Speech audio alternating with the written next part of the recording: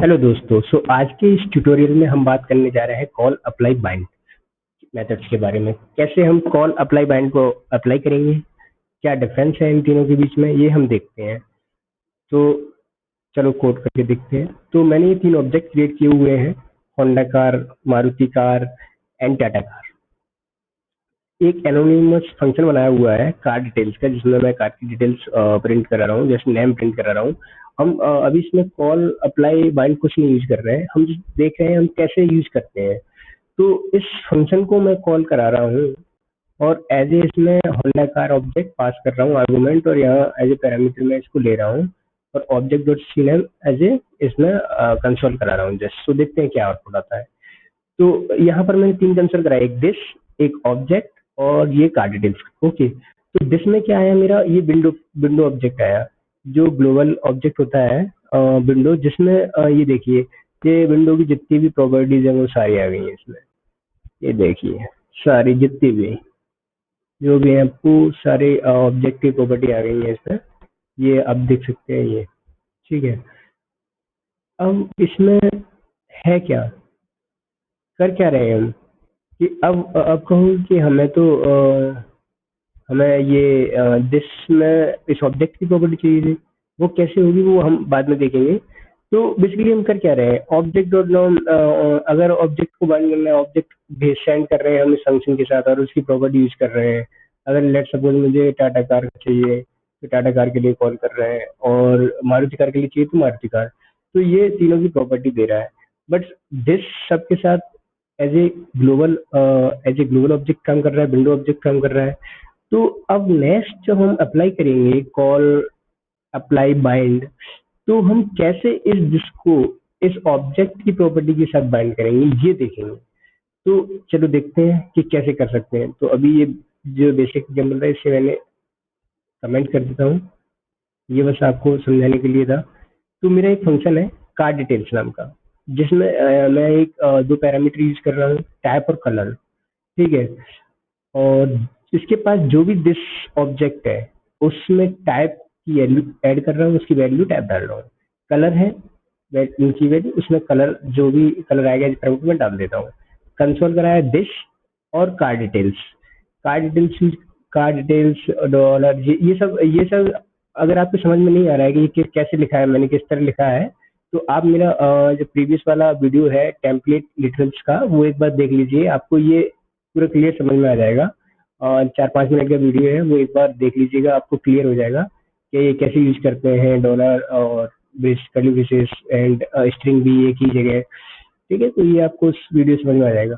तो हम बात करते हैं कि अब हमें होंडा कार ऑब्जेक्ट बाइंड करना है इसके साथ, और इस दिस में मेरा दिस ग्लोबल ऑब्जेक्ट नहीं है, जो होंडा कार का ऑब्जेक्ट आना चाहिए। तो इसके लिए यूज करते हैं हम कॉल।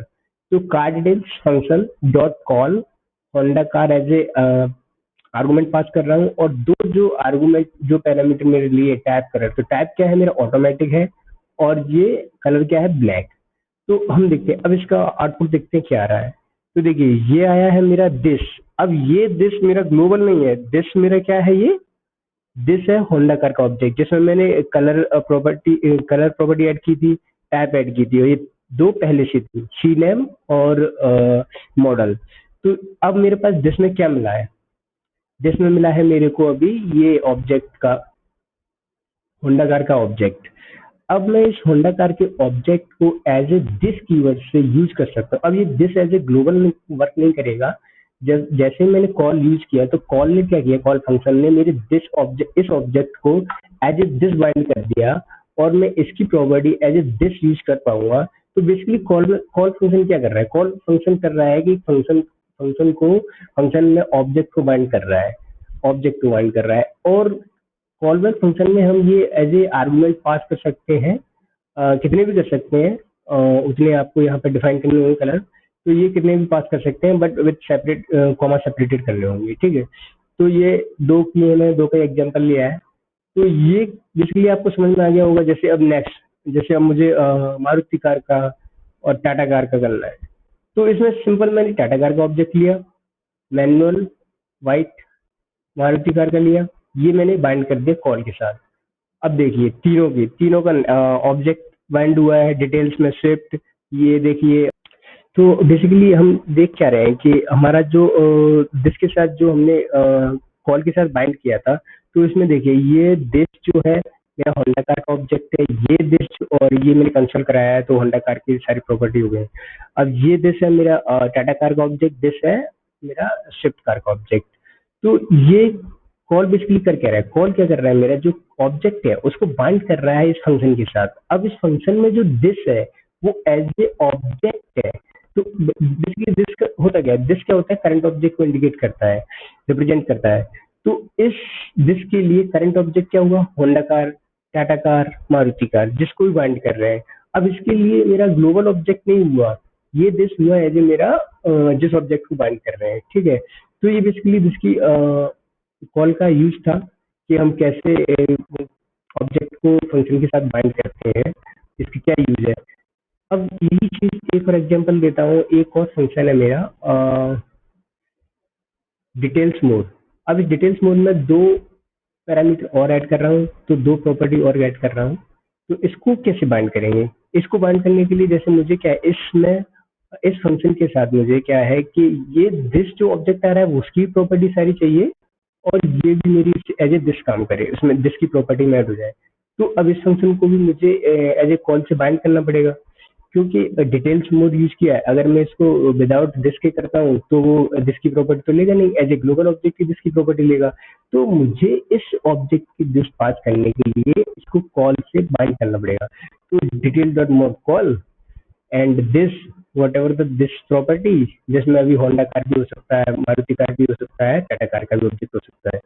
तो ये 200 स्पीड और petrol as a type, fuel type, दो पैरामीटर। इसमें हम कितनी पास कर सकते हैं, जैसा कि मैंने बताया कॉमा सेपरेटेड होते हैं कॉल में। तो अब इस फंक्शन को जब कॉल करेंगे तो इसमें अब जो दिस है वो मेरा क्या हुआ, जो ऑब्जेक्ट है उसकी प्रॉपर्टी विथ ये एड ऑन प्रॉपर्टी। अब उसमें हम और एड ऑन कर रहे हैं दो प्रॉपर्टी, अब इसको कंसोल करा रहे हैं। तो देखिए आउटपुट क्या आता है, आउटपुट क्या आ रहा है हमारा कि ये देखिए कार डिटेल, ये है हमारा मारुति का कार डिटेल्स अनडिफाइंड, अनडिफाइंड क्यों आ रहा है मैं देख लेता हूँ अभी। An 2020 automatic red 200 speed petrol, इसकी 200 पेट्रोल, ये है मेरा टाटा का, ऊपर वाला है मेरा होंडा कार का। तो बेसिकली हमारा ये क्या है, ये अनडिफाइंड इसलिए आ रहा है कि हमने यहाँ सी लिया है, C name not N name change कर दिया था, ठीक है। अब ये अनडिफाइंड नहीं आएगा। देखिए अब ये स्विफ्ट ये सब, तो हमने इसमें क्या किया, नेस्टेड जो हमारा फंक्शन था उसको भी बाइंड कराया उस ऑब्जेक्टिव प्रॉपर्टी के साथ। तो बेसिकली ये दो एग्जांपल थे जो हमने अभी देखे कॉल के साथ बाइंड करके।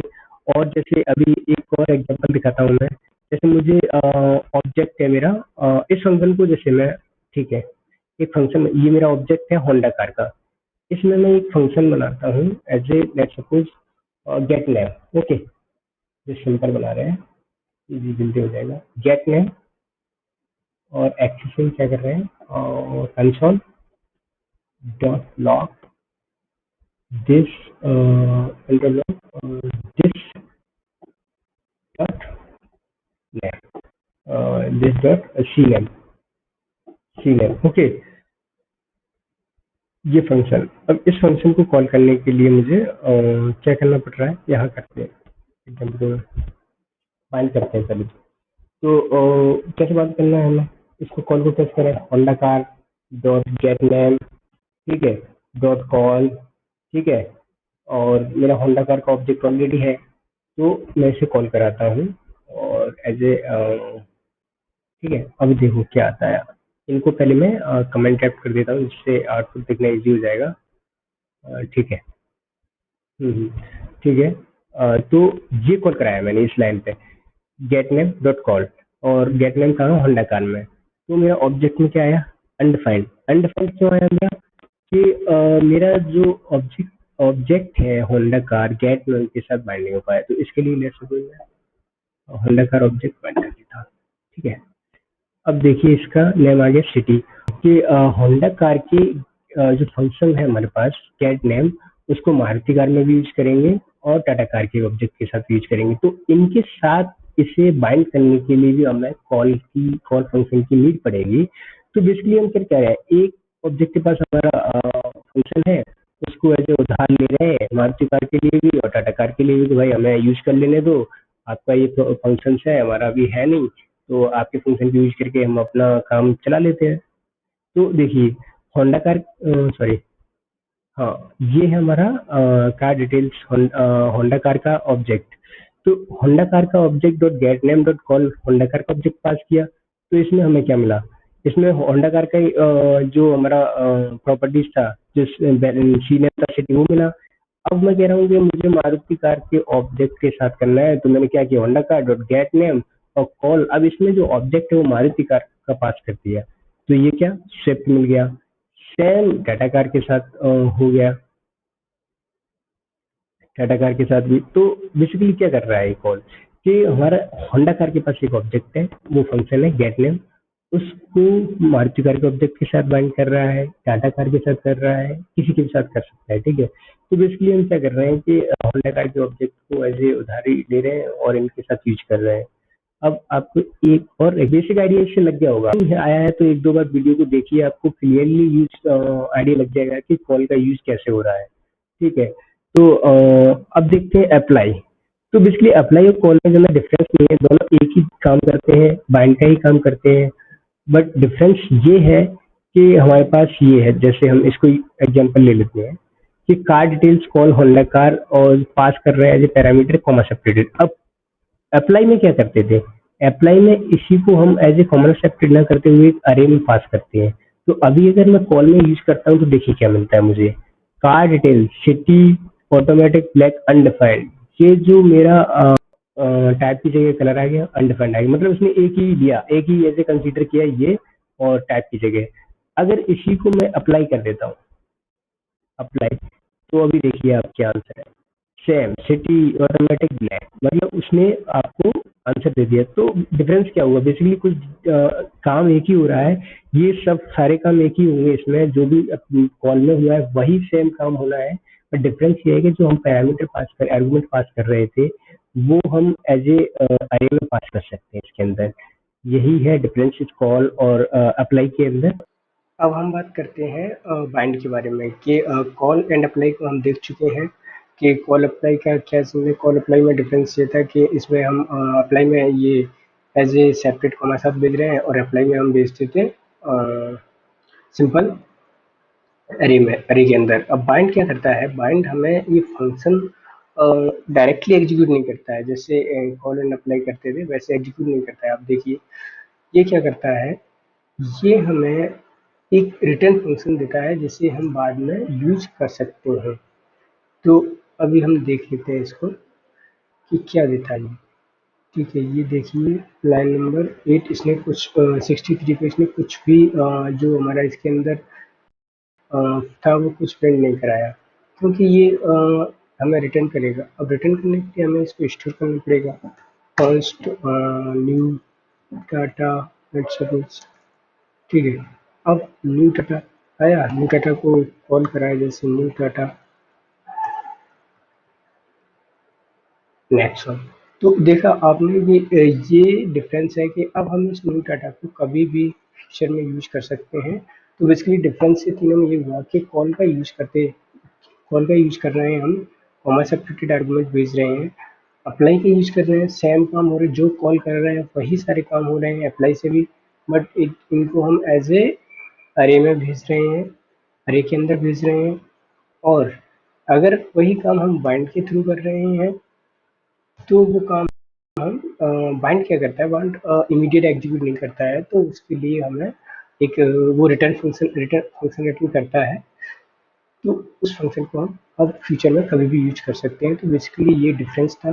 आई होप आपको समझ में आ गया होगा। अगर थोड़ा इसमें कुछ प्रॉब्लम्स अगर नहीं आया है तो आप वीडियो को एक बार और देखें, दो बार देखें, आपको क्लियरली समझ में आ जाएगा। और दोस्तों वीडियो को लाइक करना ना भूलें, लाइक करें, कमेंट करें और शेयर करें।